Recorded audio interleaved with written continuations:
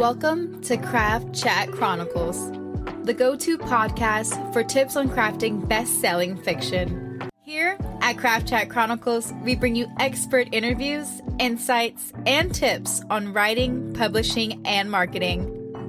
Join the conversation and embark on a new chapter in your writing journey.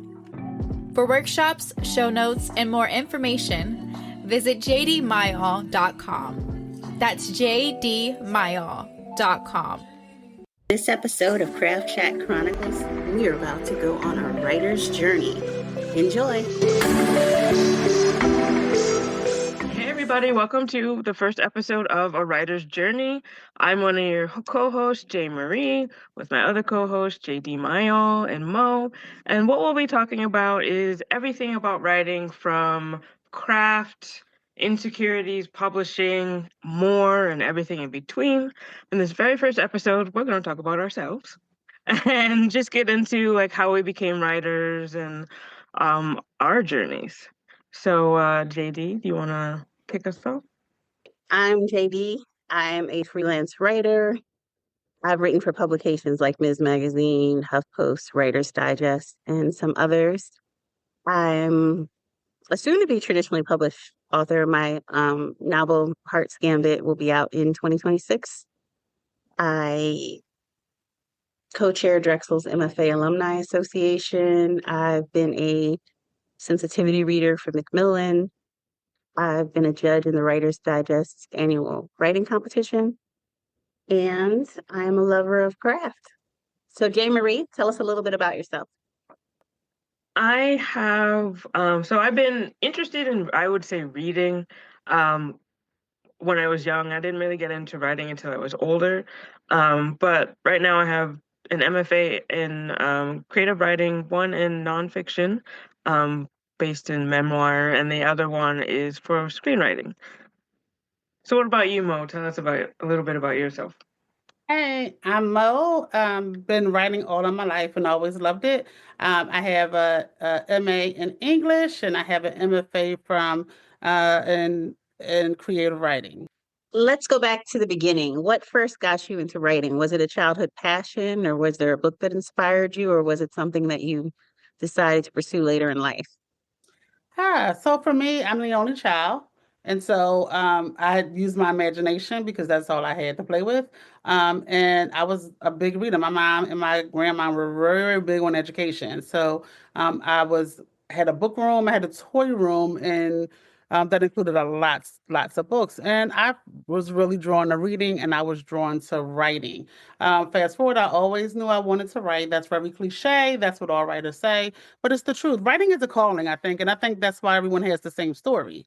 Because it's just like, that's something that would be fun to do. Like, you are actually called. You can't get away from it. You know, it's no matter how laborious and solitary it is, there's a feeling of joy and peace that you get from it.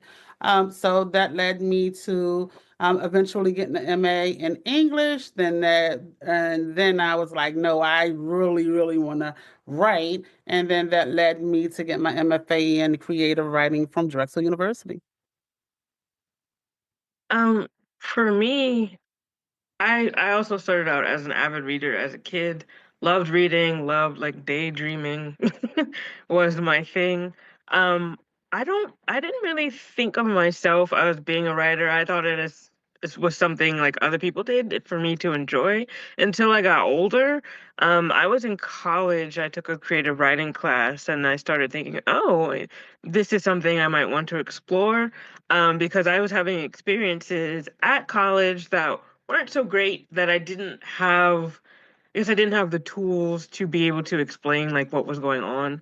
Um, and these days there are terms for microaggressions and that sort of thing, that people use, but I didn't know any of that at the time. So it started as like a people exploration for me, in terms of, okay, this thing happened, and so I would write it down and like, oh, she moved that way and said this, and it became this people study that ended up becoming the way that I do my character studies, because I wanted to understand um, the underlying things of what wasn't said, but because they didn't say something, what did that mean?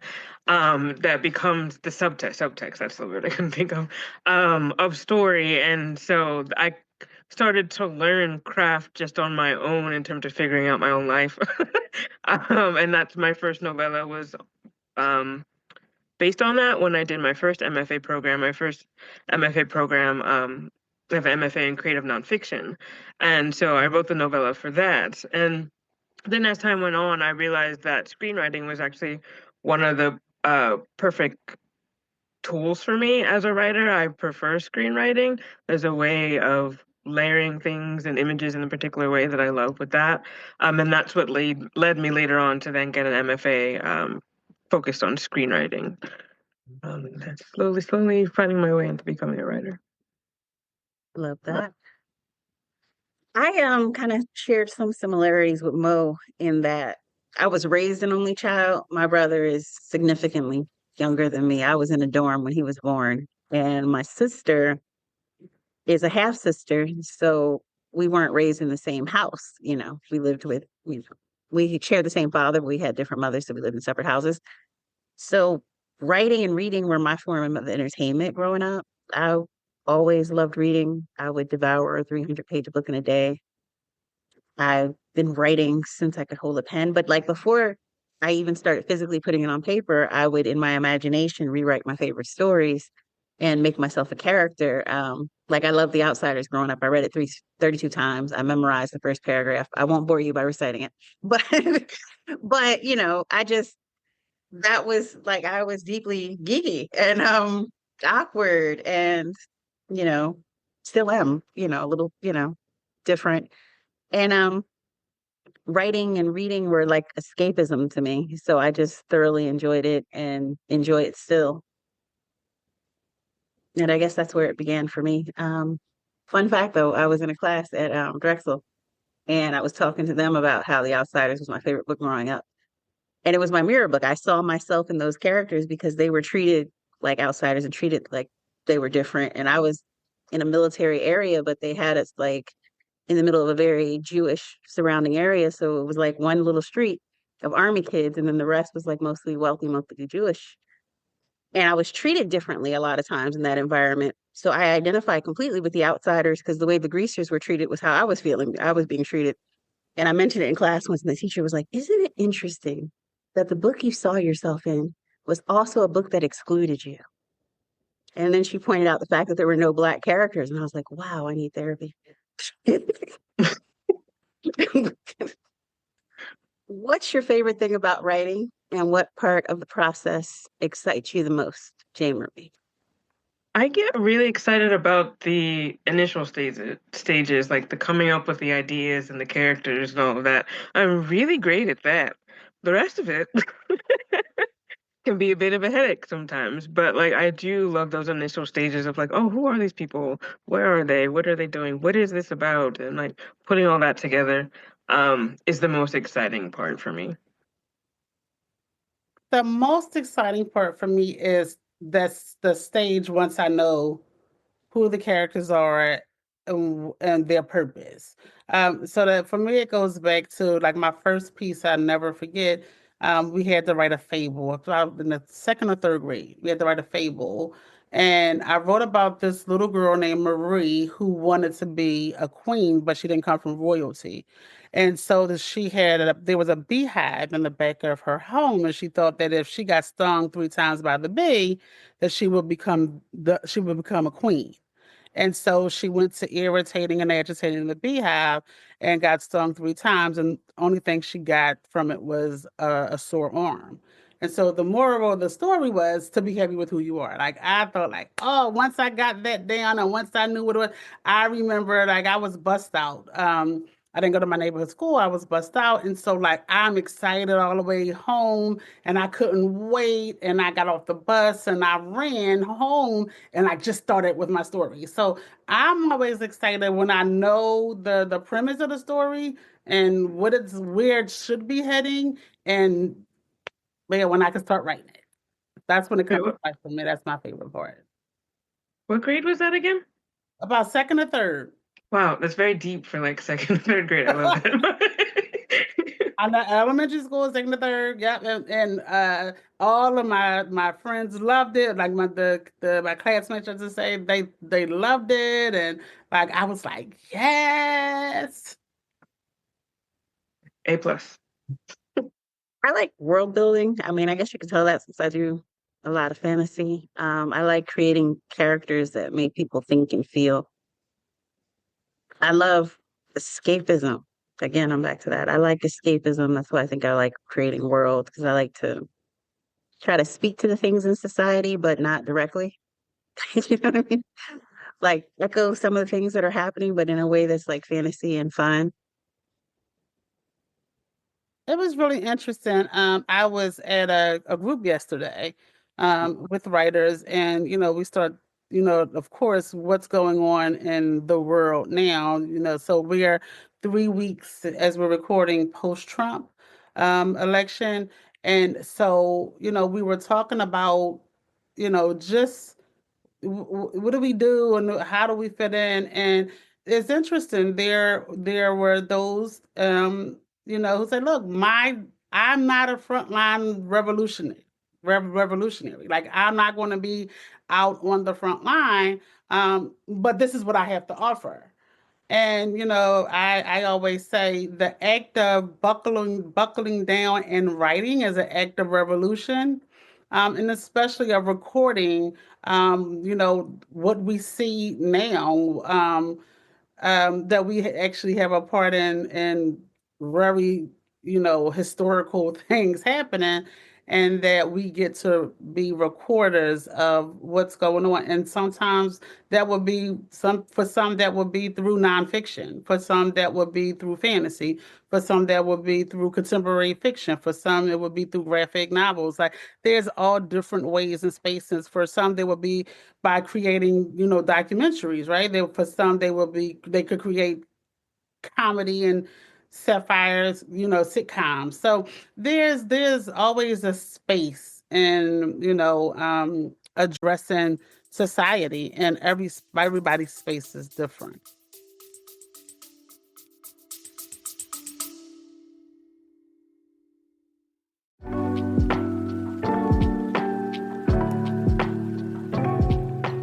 Hi, JD Myall here. Sorry to interrupt. I wanted to thank you for tuning in and to let you know that this episode of Craft Chat Chronicles has been brought to you by Heart's Gambit, my debut novel. It's available for pre-order right now at barnesandnoble.com. What is Heart's Gambit, you ask? It's about two time-traveling families, one cursed magical duel, and the pair of star-crossed lovers who might break the cycle if they don't break each other first. If you love the time travel romance of Outlander and the lush, haunting magic of the Night Circus, this is the book for you. Pre-order Heart's Gambit today at barnesandnobles.com and grab your copy when it hits shelves on February 3rd, 2026, wherever books are sold. Again, pre-order Heart's Gambit today at barnesandnoble.com and grab a copy when it hits store shelves on February 3rd, 2026.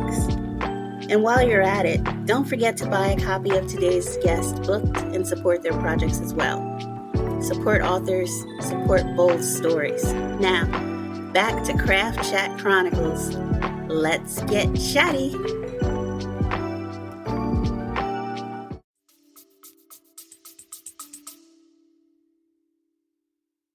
Very true, very true. What is the hardest part of writing for you?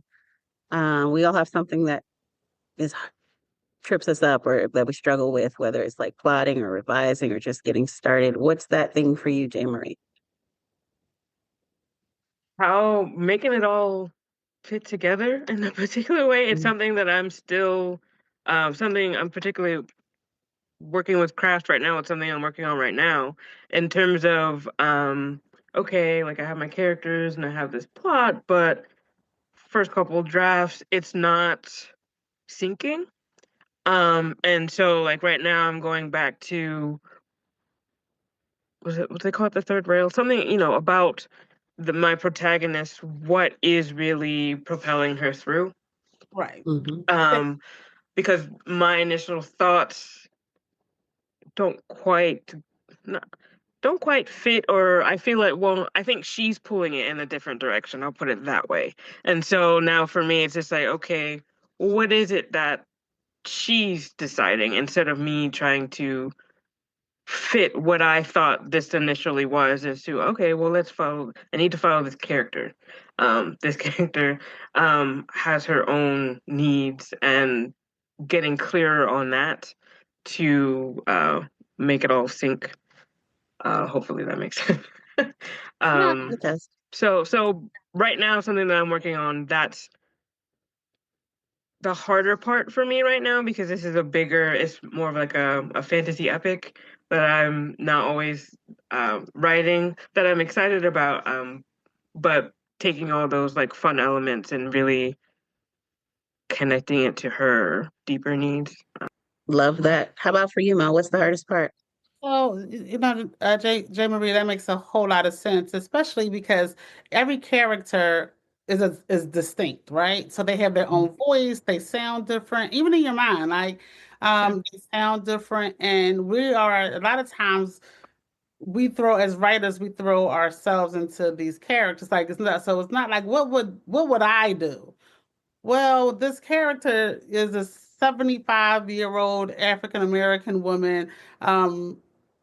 I don't know, right? We're not the same, but it's just natural to be like, I would do. And so that part is that separating the characters, giving them their own unique voice and their own story and their own space is definitely always difficult. For me, Anne Lamott talks about the shitty first draft. And, just, from my professional background, where, I'm used to documenting very succinctly, very, very tightly. And so, although I know that the first draft is just that, it's a draft, it is not the manuscript, it will change several times. I still spend too much time trying to get a tight, shitty first draft. And I say tight because I in my mind, I already know, like, really doesn't matter. Let's just get this out, but I still want it tight. I still want it as good as possible, just to change it around anyway. So I tend to spend too much time on my first drafts creating, and they are tight, but it's a waste of time. It doesn't matter. Yeah, I think I'm torn between revising being the hardest part for me because I tend to revise till I'm sick of it, and just getting started because sometimes when I'm writing something I really, really like, it's super hard for me to tear away for something else that I have to do. Like there might be a deadline on something. So it's like, I got to get this done, but I'm really loving that. So it's so hard for me to like tear my focus from what I'm really, really loving. But the thing is, once I do that and once I move to the other thing, and I actually get started on it, the passion comes and the love for it comes. And I go back into the stuff I enjoy, like the creating worlds and all that fun stuff. So once I get started, then I'm going to like it. But it's just sometimes getting there because I don't want to tear myself away from something else is a challenge, and revising because you start off loving, I love the creation process. You start off loving it. And then when it becomes like a job, when you're going back to fix it over and over and over again, you love it less. And then by like round 30 of revision, you're like, if this shit don't get off my desk, you know what I mean? And it's just, you love it a lot less by the end. But the goal is to try to make it as close to perfect as possible for the reader. But it's definitely a chore for me anyway. Have you guys like find it difficult, especially in revision, because you've married something and now you have to break up with it? Like, oh man, I love this line. Like this line it was major and it fits right, but it's like it's on a cutting block. Not from an editor, but like you Mhm. realize but as the story developed, it's not fitting in as cleanly as it did when you first did it. However, you love it. Like I will try to fix this. I will try to put it somewhere. Like it takes me a long time to be like, you know what? It's been nice. I love you, but we gotta break up. Yeah, it's hard. I'll Like, break up. especially like, having to do that with whole scenes. I'm just like, oh, I love this Oh, scene so much. Like, yeah, same thing, trying to find a place for it. Oh, but it's just like, it doesn't work anymore. Like, you're wasting time.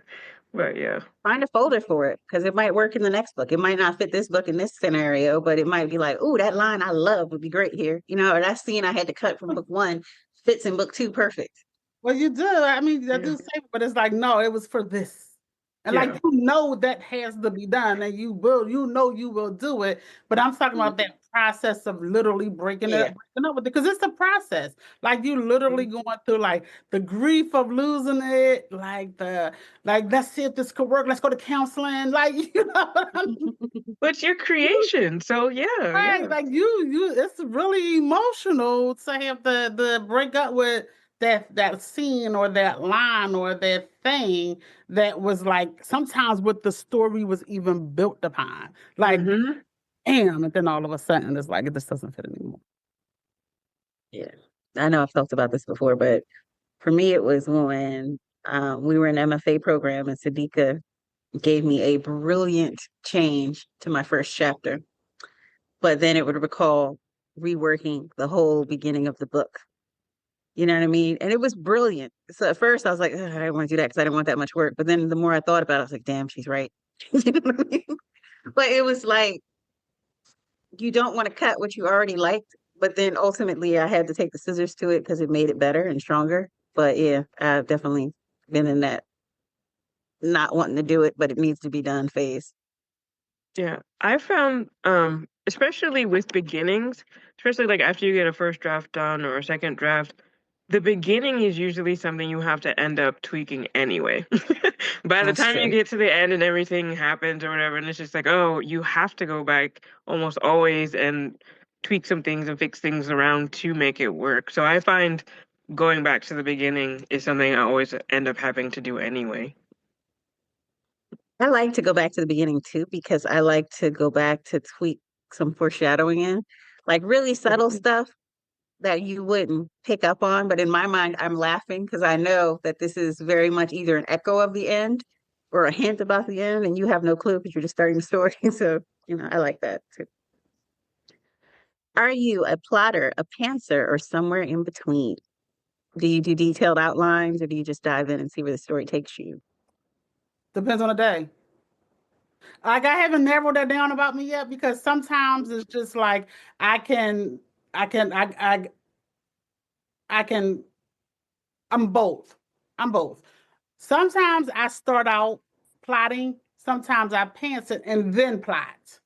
So it just really depends on how the story comes to me, what inspires the story, how I feel when I'm writing. So I tend to, if I get an idea while I'm working on a piece, I'll start plotting. But I usually when I sit down, I sit down based on some sort of thought, some sort of sentence, some sort of phrase, and then I'll kind of get that out, and then I'll go back and figure out kind of what that story is and start kind of very vaguely outlining, not not very um extensive, but very like just vaguely outlining. But if I am writing something and I get another separate idea for it, that's when my outlines tend to be a little bit more detailed, and that's when I start plotting more. But I think I usually start off pantsing. For How me, about I go back to I mostly do screenwriting these days, so part of my training, it's mostly what you would call plotting, I guess. So like I plot out my main plot points, and then before I even sit down to start writing the screens in like the screenplay format, I have an outline of the scenes, and I'm working off the outline. Um, and it's within the scenes, the dialogue and the action and all of that. That I guess I don't know. I guess that's I'm still plotting, but then when I go to write the scene, I'm coming up with it as I go along. So I guess it's a mixture of both. But I know the scene objective. So because to me, otherwise that's just wasting time. No, for anybody that does the panting, but yeah, when I sit down, I have my outline, so I know for the most part like what the scene objectives are, and then as I'm creating, as I'm writing the scene, that's where I go back to, I guess, freedom, that freedom of when it comes to dialogue and movement, but mostly, yeah, plotting. I guess I'd be considered a plotter. When I first started writing, I was definitely a pantser. I just would sit down and just go, but then the problem with that would be the stories would ramble. And I later learned that people who pants do a lot more revision to make it make sense, basically. And now I'm somewhere in the middle because I have to have an outline, so I stay focused and I stay moving in a direction. But as I'm outlining, sometimes the character and the story will lead me down different avenues than I originally started. It's not going to be completely different. Like if I, example, this is a wild example that I'm just going to throw out there. But like, let's say I had planned on them being an astronaut and landing on the planet Venus. They won't then become a scientist and be in a classroom in Connecticut. You know what I mean? So it's not that drastic of pantsing. They might make it to Mars instead, or they might make it to Venus, but something horrible or something different and the outcome comes. But so it's not huge deviation from my original plot, but there is some deviation and flexibility. And sometimes I'll like stop and amend my plot along the way because of like my ideas change, like, ooh, what if this or what if that? You know what I mean? And I might like slightly amend it, but it's usually not like a whole 360 turn. Yeah, I'll do that too. Like if the characters are going in a particular way and I'm like, oh, this idea makes much more sense, or this is way better, then yeah, I'll allow myself to make those changes. I don't necessarily am so married to the original outline.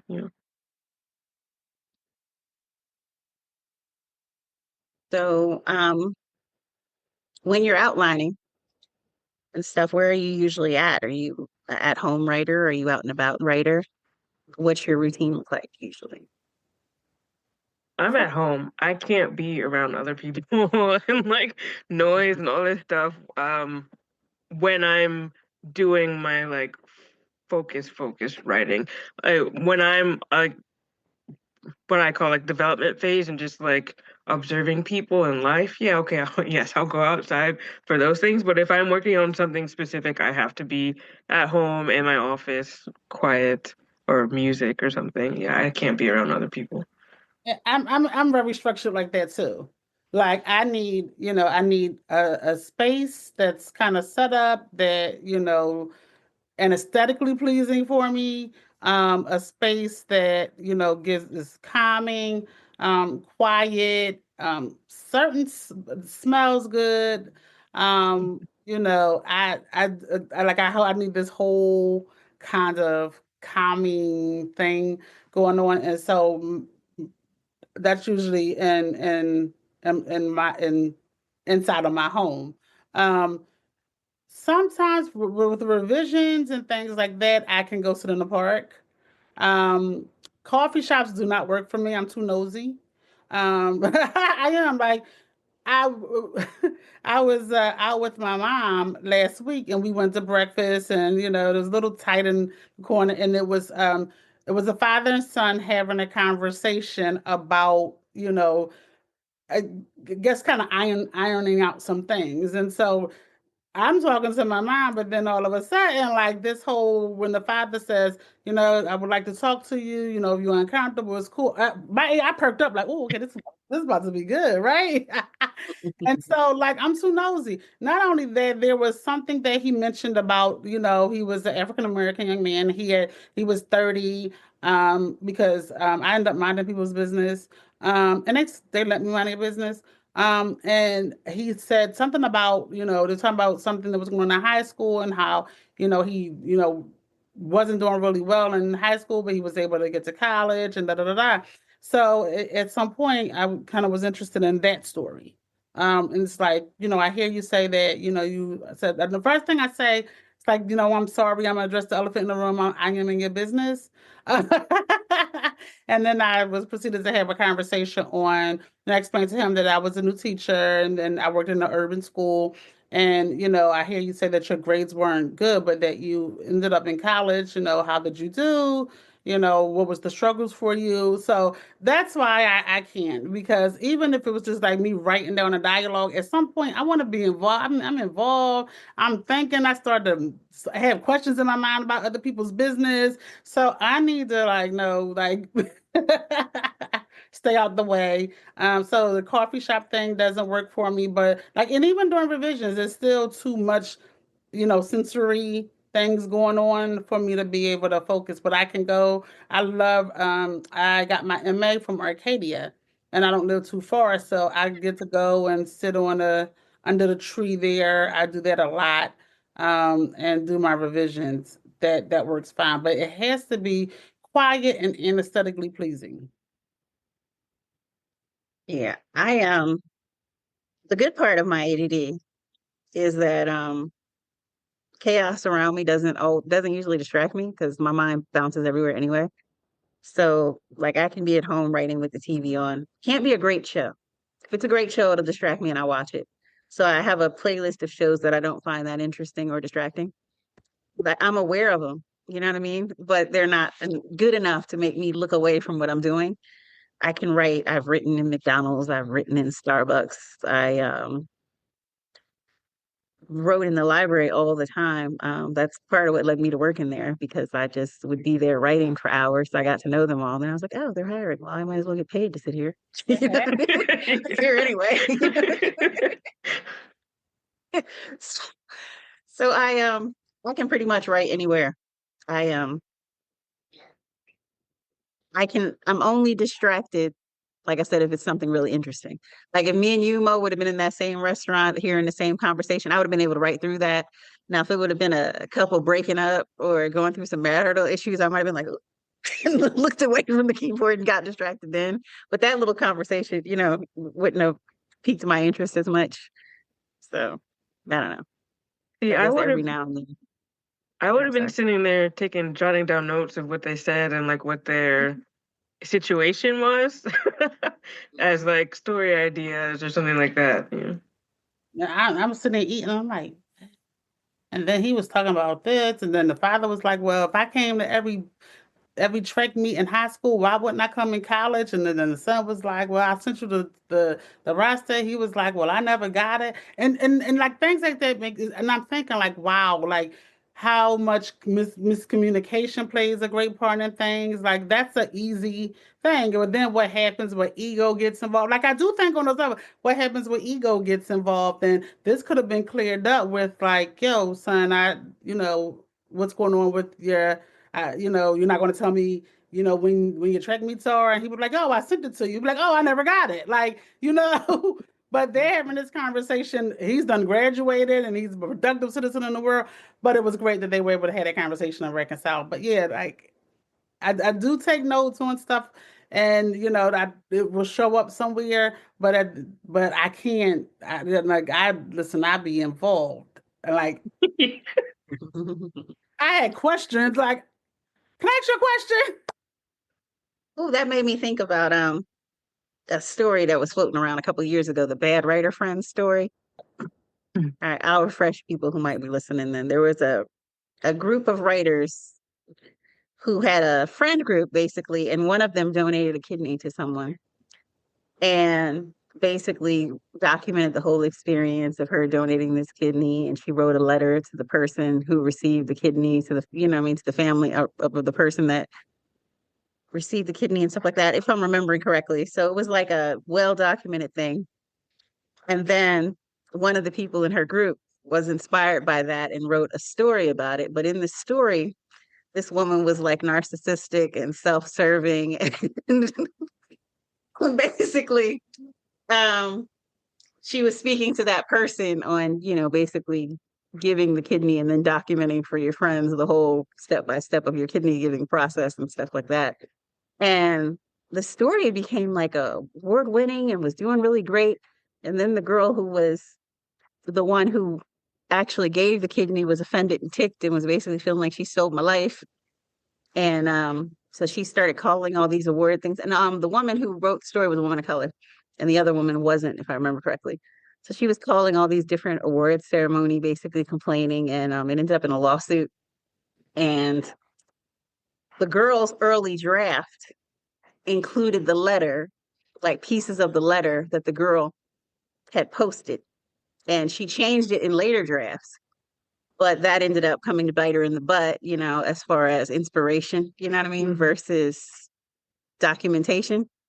And so it was a whole big thing in the writer communities, a bad writer friend and this, that, and the third.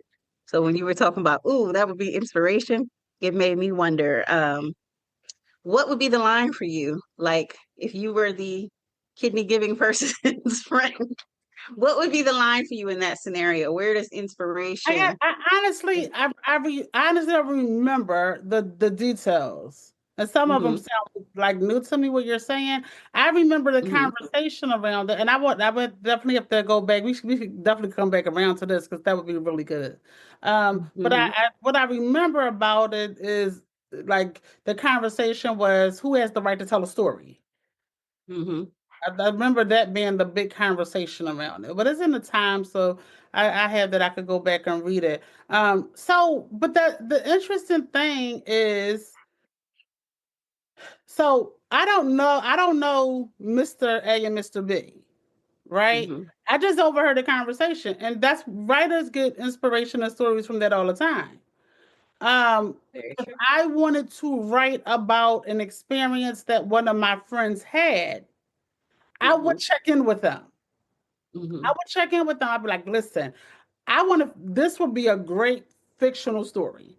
And based around the events of what happened. And I want to write this story. I want to write a story about it. Like, how would you feel about that? Especially something like, something as personal as, donating the kidney or getting a kidney transplant. mm-hmm, Um, I would let them see the story first and have input. I would include them in it.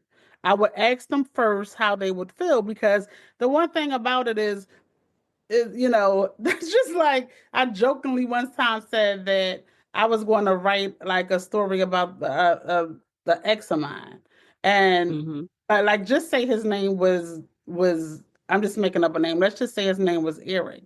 I was like, well, I'll just say Derek, right? Jokingly, like. But this is the thing. I could say Derek all day long, but if Eric reads the story and he knows this what happened to Rega, he's gonna know I'm talking about him.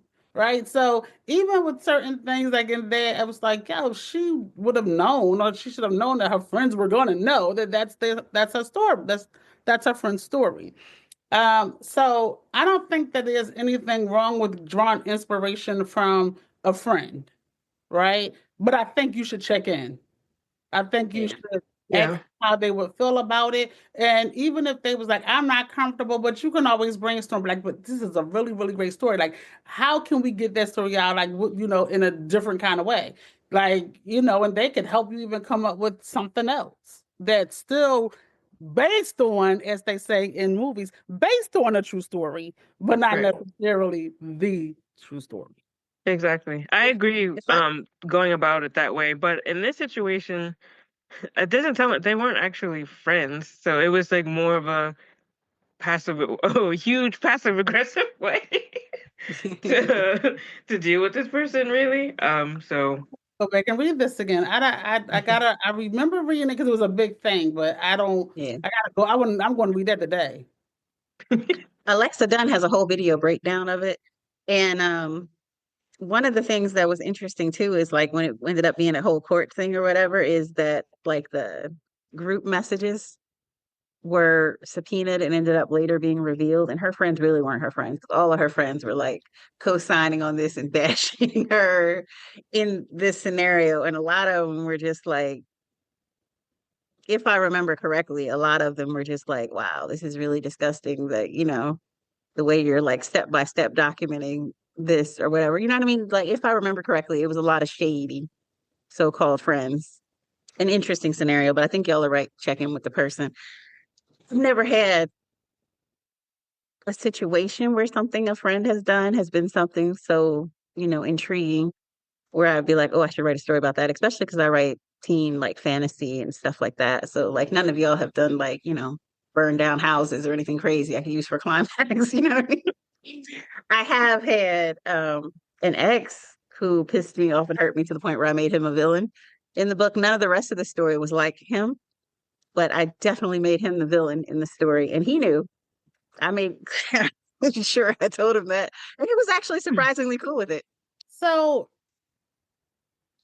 I think so. I write contemporary, short story collections, fiction dealing with like the intricacies and ordinariness of humans, right? So everything has happened in my world has happened to everybody before. You know what I mean? Mm-hmm. Family trauma, trying to figure out where your space is in this world.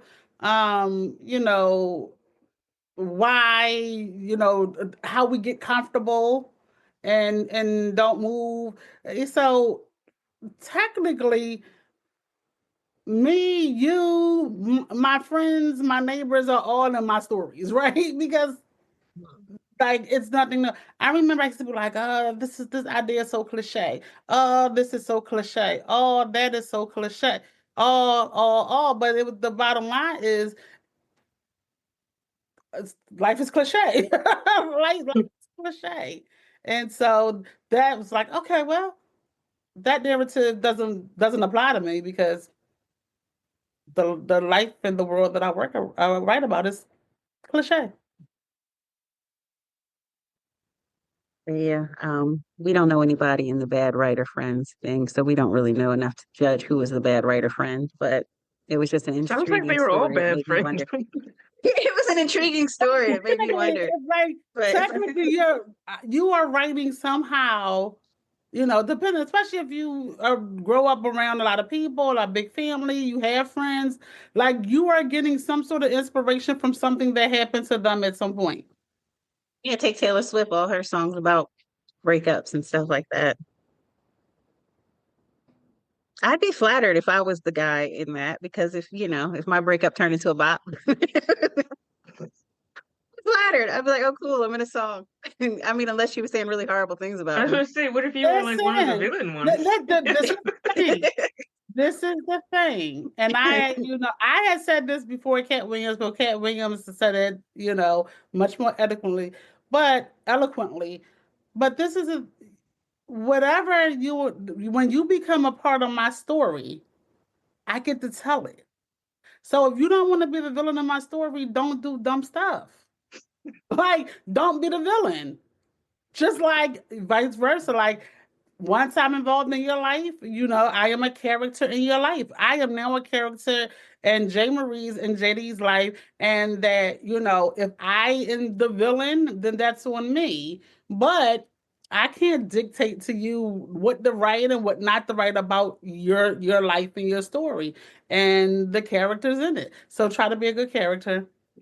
It's just like in law, they always say, when typing emails, especially or anything in writing, just remember that it could be an exhibit. So, watch what you write because it could be an exhibit. And the same thing with dealing with people. Like you could be a character in writing. You are definitely now a character in their proverbial story, but you could be a character in writing. So just be careful how you interact and how you treat each other. Yeah, I can admit there are people in my past who treated me terribly who are villains in my stories. So. Great part of being a writer. You can kill your villains fictionally and nobody's hurt, but you get your frustration out. Bring them back from the death and kill them again if you want to. And if you don't Hey. like conversation, if I like to have hard conversations, if they're like, "Were you talking to me?" You'd be like, "Why would you think that? Do you think I was talking about you?" Like, keep it moving. Do you think that's about you, or depending on what kind of person they are, I'd be like, "Pull them on them." Everything's not about you. Now, what I would do too, though, is in those scenarios, I would fictionalize enough of the character so that there's not a direct, like with that girl where she took direct pieces of the letter. That's a direct through line, so everybody you directly can see that that's where it came from. So to try to avoid a lawsuit, I mean, I would fictionalize. I might take that person, but then some of the elements would be fantasy, or it might be elements of like three different things or individuals or whatever blended to make this one character. That way, nobody's pointing at me. But I mean, other people don't. Ariana Grande directly referenced Pete Davidson, and then he did his stand up coming back to it. That was really funny. Now that's Remember how she talked about how he was supposed to be well endowed? And in his stand up routine, he basically said she was an evil genius. He said she's tiny. Everything looks big to somebody that's small. And then he said, so now she gave me a lifetime L because any woman I sleep with, it will be disappointed. Oh my gosh. they like, hey, it's like, hey, put it out there. So the moral, I was going to say, the moral is don't write creative nonfiction when you need it to be high fantasy. Exactly. And we joke about it, but realistically, this is something that writers think about because even when we're writing, we are pulling from our family dynamics. We are pulling from our own experiences. We are pulling from the people who surround us, and we are concerned about what they will think and how they will see it, or if we're talking about them. But I know several authors have said, we spend a lot of time worrying about that, and a lot of time they don't even think it's them. Like That's true.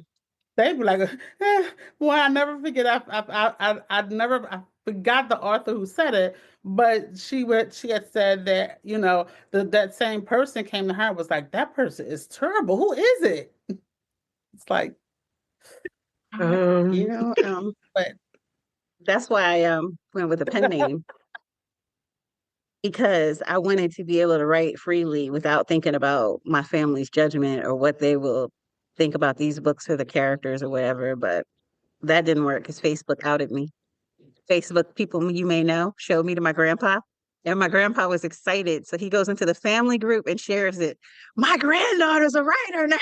It's like, what's yeah, the whole point of the dang definitely pen can't run name? anymore. You can't run anymore. It's a You time when you stood high, and no one ever, I think back to the Zane. We still don't know who Zane is, but she kind of was at a time when, she could get away with it. Now she kind of came out now. Now Yeah. it might be a little easier to find her. She started writing Mhm. again. But I think we're so accustomed to the erotica now that it wouldn't even be a big deal. But when she first started writing erotica and a black woman and about, black sexual experiences for women, and it was a whole big thing. But you can't hide now. It's just like, listen, y'all. That's Yep, funny. yep, yep. So when you write, how often do you write? Are you a daily writer? Are you a revise or write when inspiration strikes type of a writer?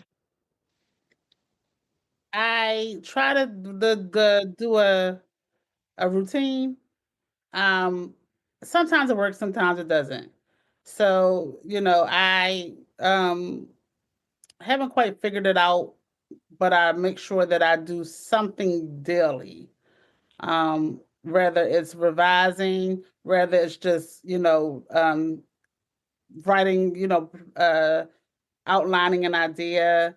But I'm not all over the place, but I don't have a specific routine because if I say, oh, I want to write 2 pages a day, when I sit to write when I can, because I have to plot out that time, I blank. It's like I understand people who don't test well, who when they get in front of the paper, they can't remember anything. I'm only like that when it comes to like it's time to write. So I instead of staying in that space and trying to force it, I'll do something writing related that moves it along. So I get something in daily, but if we're talking about sitting down, actually typing out something, I know it varies upon, how my brain functions that day. I'm similar. I can't say that I do writing, like typing at the computer daily, because a lot of what I do is like pen and paper. So for me, if I'm like something, I'm sitting on the couch and like TV's on in the background and I'm just jotting down ideas or yeah, or like a scene has come to mind and I'm writing that down. Um, just like in notes so I can type it up later. That counts as writing for me. Any type of thing that's moving it forward, even if it's just the sitting and imagining and like taking notes off of that. For me, I'm like, okay, that's a check on the day. Because sometimes I can't just sit at the computer every day and just like type. I'm the same. Like I go blank, or I'm just like I'm not feeling it right now, even though that's the couple hours that I have blocked off. I've gotten to the point, and I don't know if I should suggest this, but like sitting down to watch something, I count as research. um, so, sometimes I have those days where, I'm a screenwriter, so watching things sometimes or reading a script or something, that still, I count that as a writing day time, a writing Try to do time. something productive every day, whether it's like editing an episode or reaching out for somebody trying to schedule an interview or writing. I try to write every day or revise every day. If when I have those moments where I'm blocked and I can't think of shit to write, I try to go back to revising what I've already written. Or I try to do it every day. Sometimes life intervenes. Like I was telling you guys yesterday, I took my daughter to a hockey game and I visited my parents, and before I know it, the day had flashed by and no writing got done. Hopefully today I'm more on task, but I try to do it every day. I don't always because life, but sometimes I try. Yeah, you still gotta live life, you know. This is true. That's the main event. And until the day when you can actually do writing full time, that's Right. just Hmm. the way that is when you can literally schedule your whole entire day around writing. Then Hmm. yeah, you're going to have to account for the spaces that come, the time that's set out. You think that okay, I got this time, but again, you don't know where you are going to be mentally and just physically. You could be mentally exhausted by the time that 7 o'clock space comes around when you write, and Right. you need to decompress. And so now that's eating into your time. But I also I always looked at reading as part of my writing process too. But like watching my shows that I enjoy. I also look at that as part of the writing process. Because ideas are generated, inspirations are taken, or it just sort of kind of puts me in an imaginative spirit, right? Just kind of Mhm. living in that world and what's going on with them, and getting deeply involved, is very stimulating for me. Have you guys watched Paradise? It's new. It's on Hulu. I haven't I seen haven't that one seen. yet. Oh, if you do, check it out. The premise of it is very interesting, and I'm not going to give a show away, but it's um I can tell you this part 'cause it's sort of I'm not going to give it away, but watch it. And for me, this that whole concept of what paradise is and how it's the story is kind of outlining how it came to be, but just the concept of what paradise is astounding for me, and like sent me on this whole like definitely some great ideas out of it. Okay. What's your go-to writing fuel? Like snacks when you have a long writing session, what's next for you? For me, it depends on the time of day. If I'm doing it, like usually on the weekend, I do my writing in the morning.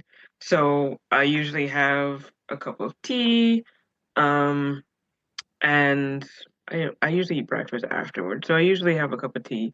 If it's an evening session, um, I usually just have water and something crunchy. I like to, when I'm sitting, staring at the wall, crunching on something. I don't know why, like carrots or pretzels or something. It's weird, but it helps with thinking process. Hmm. Nothing, because I tend to do it afterwards. So if I do it in the morning, I get up, I have my morning ritual of prayer and some meditation, setting my intentions, and then I'll have my coffee and then I write. And so I'm sorry, I had my breakfast, which was with my coffee, and then I write. And if I write in the evening, it's still I eat first because that's just like the time. So like I usually don't have anything with it, or waiting because I've eaten. And if I can get in when I'm in that space, like, even if I don't eat, I'm not even hungry. It'll be hours later. Like once I'm in that zone and I start, we just rocking out until I'm literally like so exhausted I can't open my eyes anymore or move my fingers.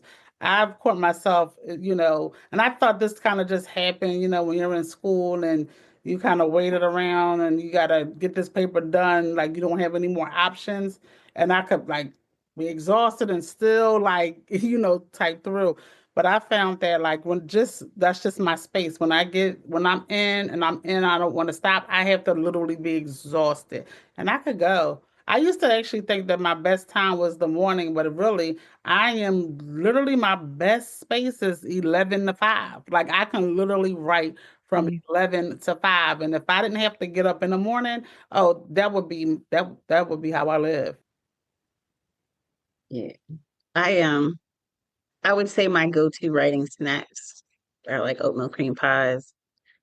Sometimes it's breakfast because if I'm writing in the morning before work, then I'll have like my little Jimmy Dean egg white scramble, and then I'll microwave that and eat that. Um, I like frappes, so I have a chai frappe sometimes, or the little Starbucks iced coffees you buy. But those are my go-to writing snacks. Okay, so if you could have any author over for dinner, living or dead, who would it be and why?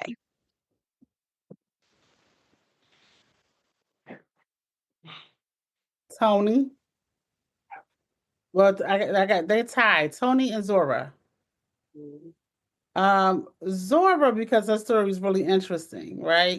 Zora was actually an anthropologist who was sort of sent because the folks, the white folks didn't want to go in rural, Florida, but they wanted to know how the blacks were back there living. And she kind of went back there and with them, and they, and told their story.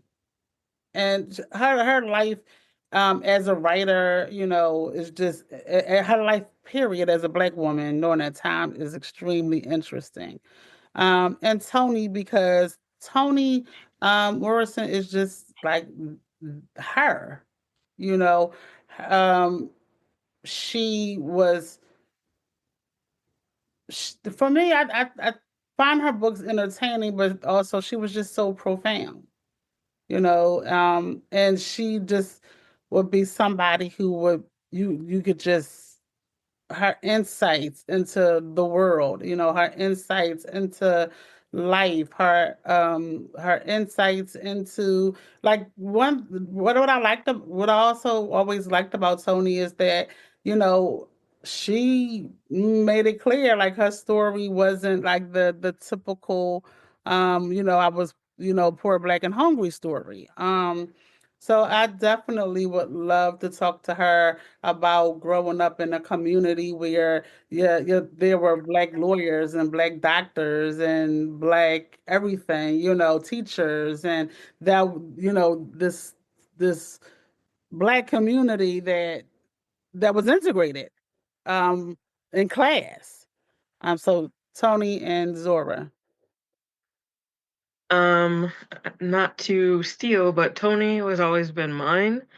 One because her house looked amazing, and I'd want to sit on the porch with her by I don't know if it was like the river or something. Mhm.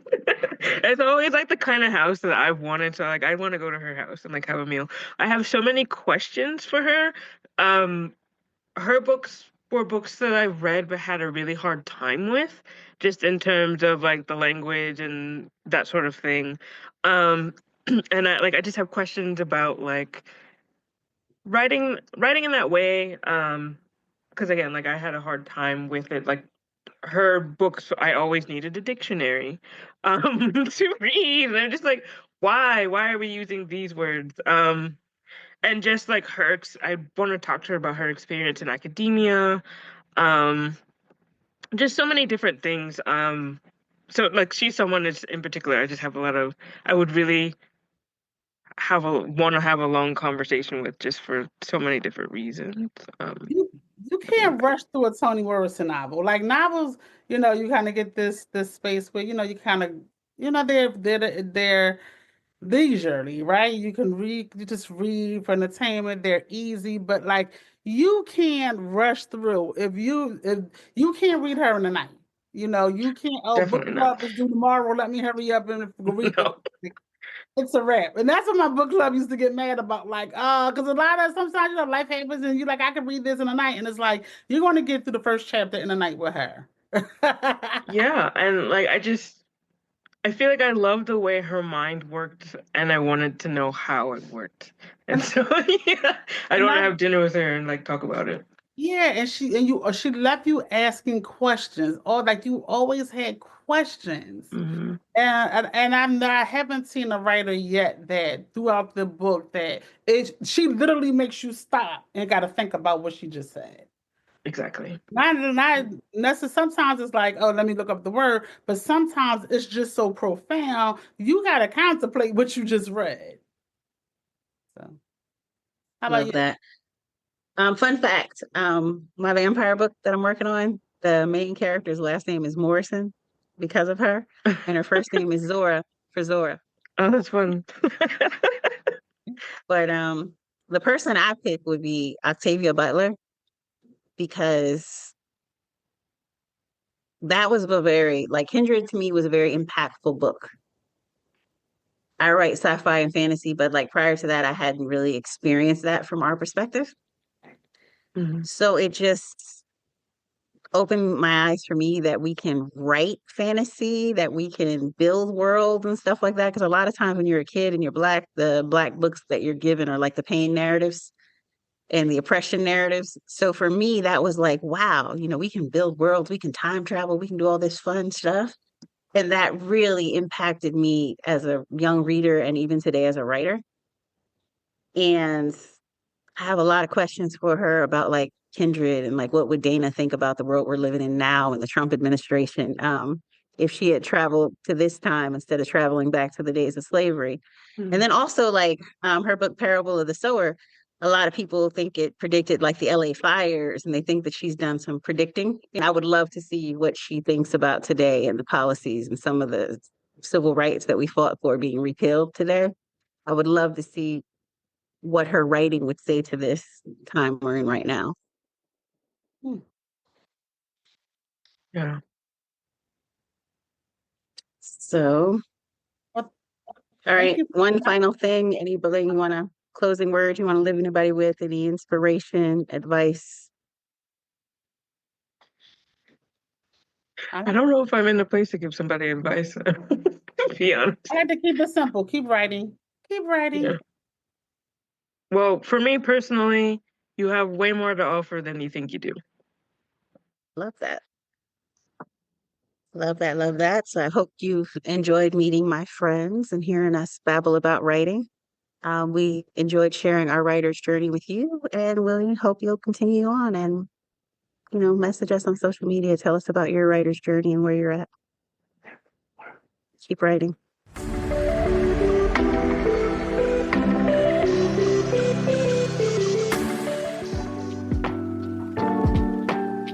That wraps up today's Craft Chat Chronicles with JD Myall. Thanks for joining us. If you liked the episode, please comment, subscribe, and share. For show notes, writing workshops, and tips, head to jdmyall.com.